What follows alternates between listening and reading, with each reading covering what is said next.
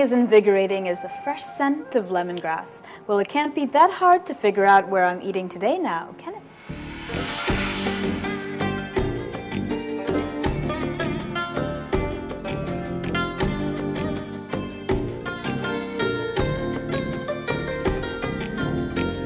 Yes, indeed. I'm heading to Lemongrass at the Raintree Hotel to experience the thrill of the Mongolian Grill.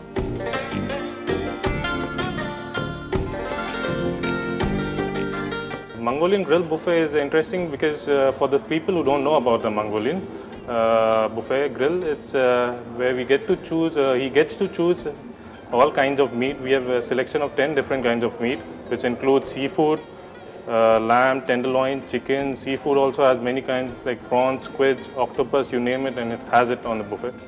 And he gets to mix it with 16 kind of vegetables, exotic vegetables, all different colors. And along with that, you can also mix it with 10 different kinds of sauces we have for the selection. And there on the grill, the chef prepares in front of him, mixing along with some ingredients. And then the interesting thing for the guest is like all the mixing and whatever happens on the grill.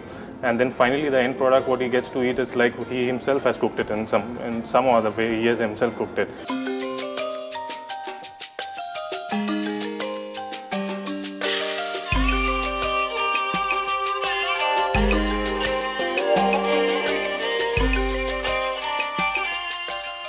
Well, the advantage of the Mongolian Grill, or the disadvantage as the case may be for the culinarily challenged, is that you don the chef hat and create your own masterpieces. You pick the sauce, pick the veggies, pick the meats, and then chef will add a little touch of magic.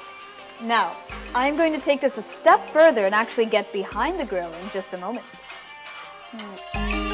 I would soon master the art of the Mongolian Grill, or die trying.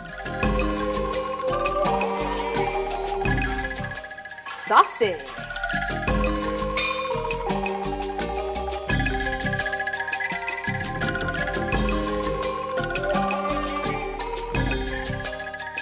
Just show me how to do it and I'll do it as well.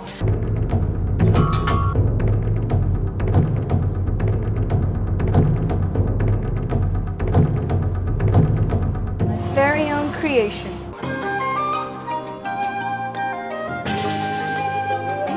I call it Nirupama Had a Little Lamb. It's tangy and it's sweet. Spicy, tons of vegetables because I use a lot of vegetables. And so, after sizzling in the heat of the moment for just long enough, my creation was complete. You know, Lemongrass has more than just the Mongolian Grill, so let's check out the rest of the restaurant.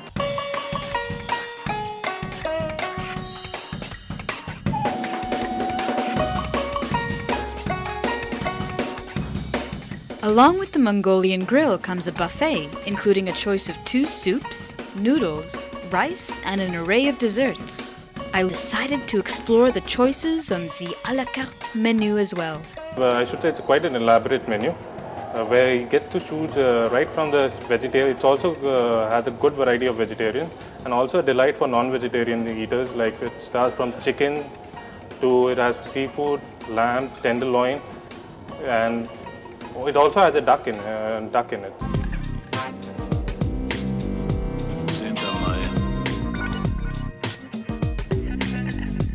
I decided on the butter chili garlic water chestnuts, the jumbo prawns in a Szechuan sauce seasoned with garlic, the wok fried kung pao chicken with dry red chilies, soy sauce, and cashew nuts. The assorted stir-fried vegetables, which included red peppers, yellow peppers, onions, bok choy, broccoli, mushrooms, all seasoned with ginger, garlic, and sesame oil. Not just any wine. Now, Chinese food is a little bit tougher because all kinds of flavors are served at the same time. The sweetness of some, the sourness of other dishes just complicates matters altogether. The task takes a little bit of thought, but hey, isn't that the fun of it all? Let's take a look at what we have over here.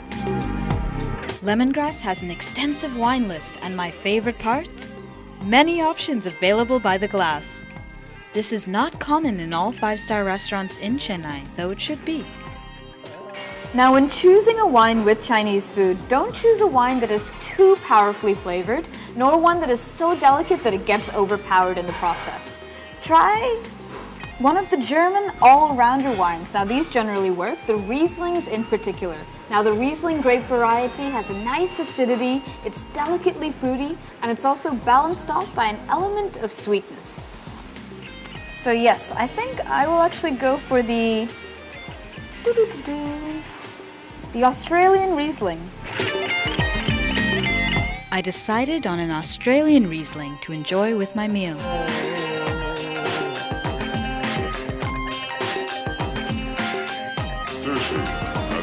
The important flavorings in Chinese cuisine include fresh ginger, garlic, and spring onions, the trinity of stir-frying, as one could call it, which is then combined with ingredients like soy sauce, sugar, salt, pepper, and cooking oil.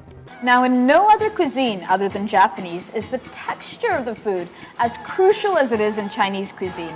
Now, the variety and contrast of textures between dishes and also within ingredients of the same dish is very important.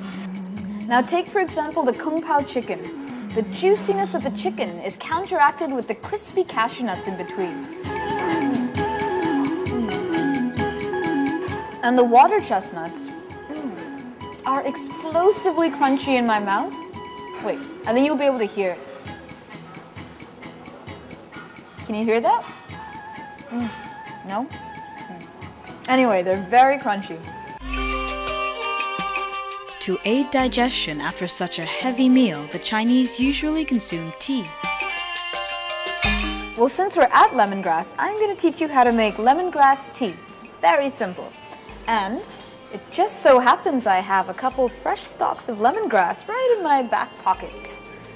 Okay, so the first thing you do is cut off these outer darker green leaves. Now, they have an incredible smell, but they tend to give your tea a little bit of a bitter taste.